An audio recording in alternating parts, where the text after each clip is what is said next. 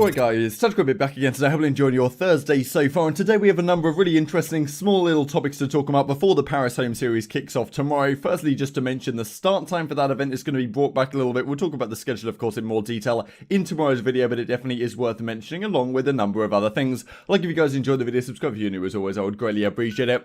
First of all then, breaking as CoD Gamepedia says, the schedule for the Paris Legion Home Series has been brought back 3 hours. Typically it would start at 4 PM Eastern Time, 1 PM Pacific, 9 PM BST. On the first Friday, then it starts 3 hours earlier on the Saturday, and then it starts again at the Friday time on the Sunday. It's been brought back a bit, so the start time is 3 hours earlier on the Friday, basically for European viewers to be better for that. So it's pretty good to be honest overall. So yeah, 6 PM it's going to start at least my time, 1 PM Eastern, 10 AM Pacific time on the Friday. The Saturday I think it's starting at the same time, and the Sunday it's starting 2 hours earlier. So talk about that in more detail tomorrow. But if you guys are from the European region, probably a good thing. If you guys are from Australia and New Zealand, maybe not so good, right? Because the time zones get kind of crazy.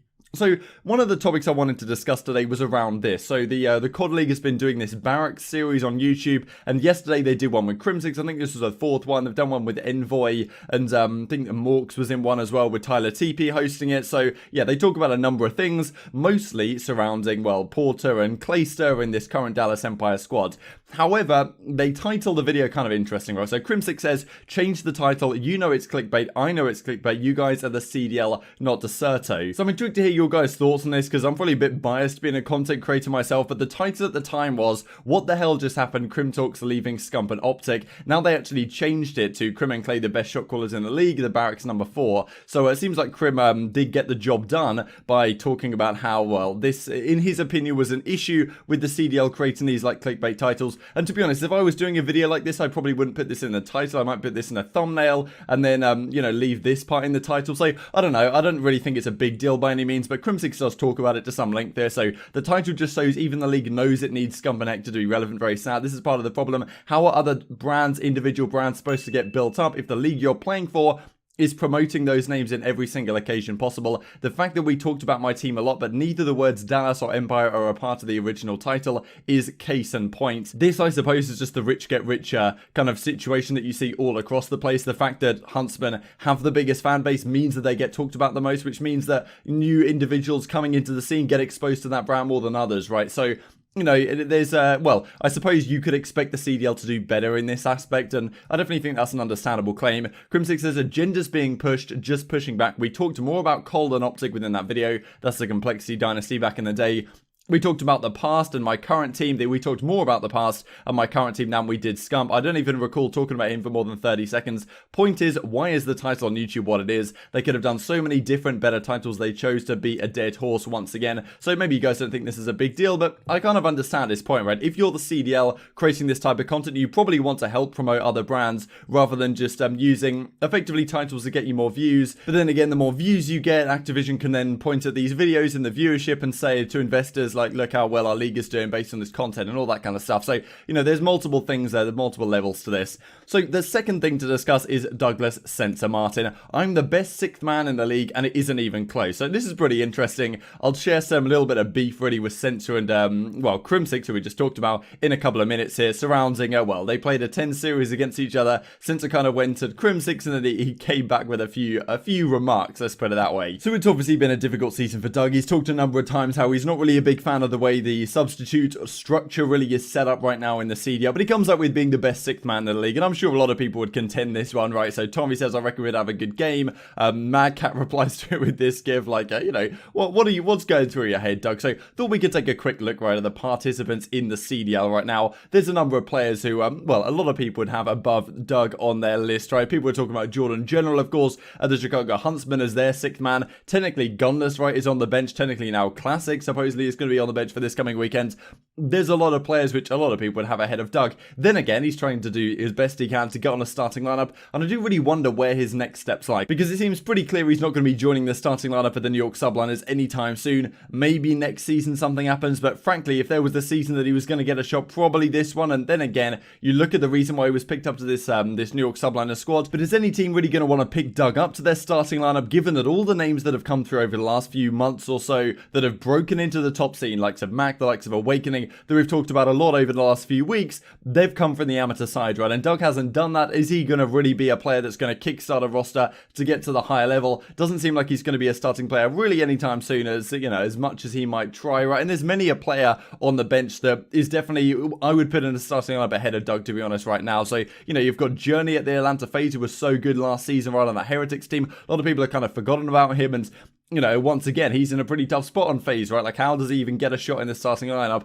Doesn't look likely. Gunless there, potentially looking at next steps. You've got Jordan General on that team, of course. Tommy as well, who, you know, I would trust in the starting lineup probably more than Doug, to be honest. You know, Morks is, of course, on the bench. So you look at sixth men, and you've got MattG here, Nasty, like Rated and Jerd, all on the London Royal Ravens, of course. You know, Lacefield, Aches on the team. You know, definitely you can have a question about that one.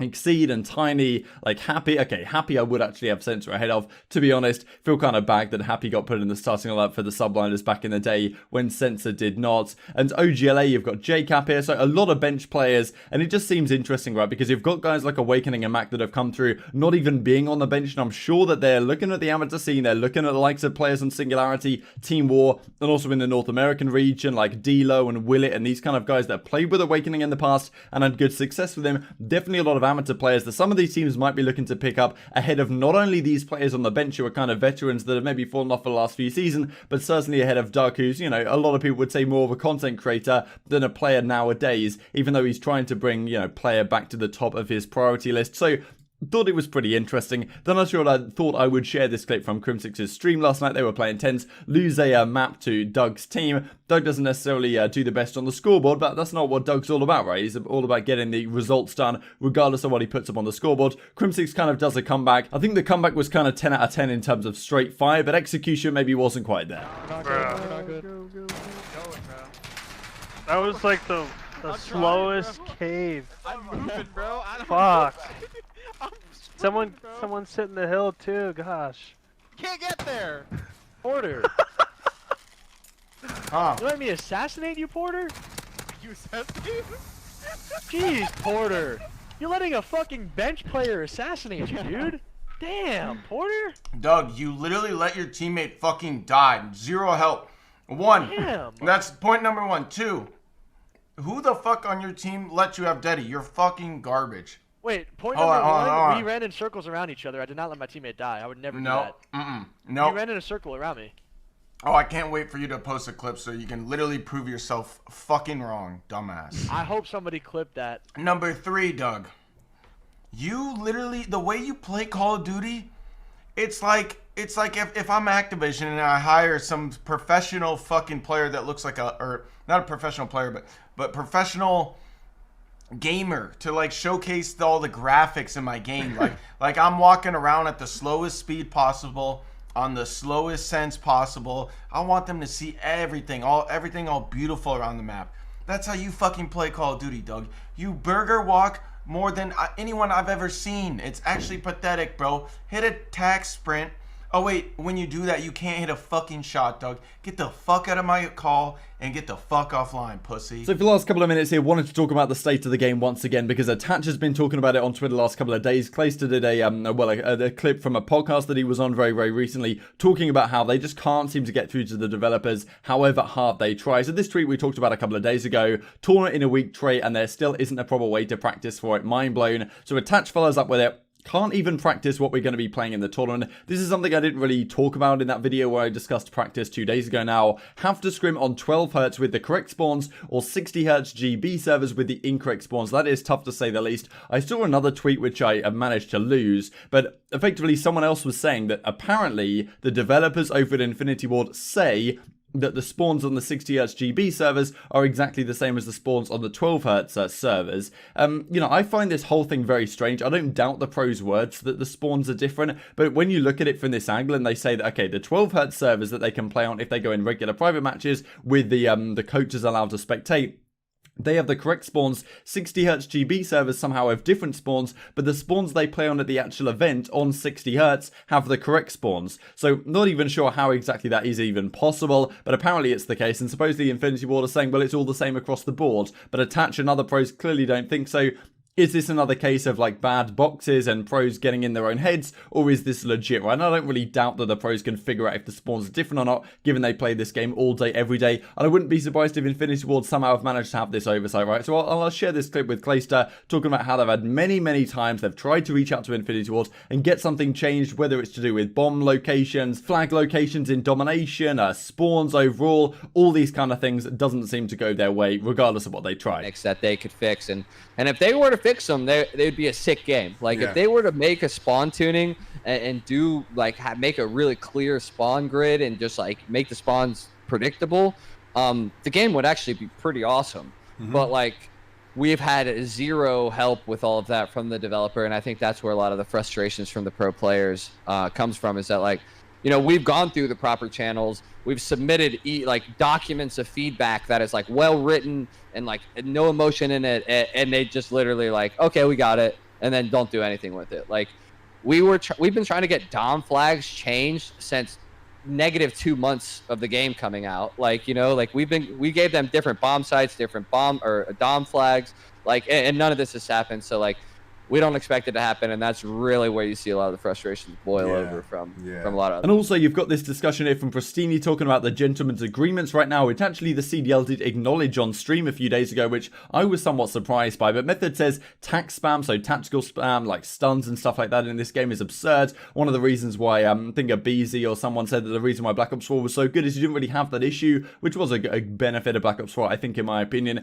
And Pristini says, do you know why it is we're allowed to only use 2 trophies per team? Am I the only one who thinks that doesn't make sense? If you want to sacrifice Dead Silence in the 3rd and use the 3rd one, you'd be able to. So is this kind of when GBs or the GAs, sorry, are somewhat conflicting here, as Pristini says? Because it seems like Pristini and Silly and Methods are kind of, well, not exactly necessarily on board with the GA as it is, but it's been decided between the pros, so you can't really go back on it now. It's not even necessarily a rule in the game, but that's just another complication that gentlemen's agreements bring up. Intrigued to hear your thoughts on all this kind of stuff down below. Like if you guys enjoyed the video, subscribe if you're new as always. Predictions for the Paris Legion event coming tomorrow. Thanks for watching.